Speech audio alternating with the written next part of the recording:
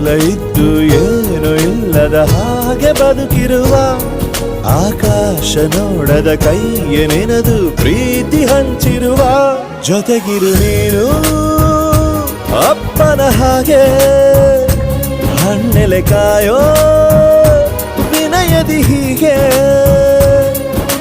ನಿನ್ನನು ಪಡೆದ ನಾವು ಪುನೀತ ಬಾಳು ನಗು ನಗುತ್ತಾ ಬೊಂಬೆ ಹೇಳುತ್ತೈತೆ ಮತ್ತೆ ಹೇಳುತ್ತೈತೆ ನೀನೇ ರಾಜಕುಮಾರ.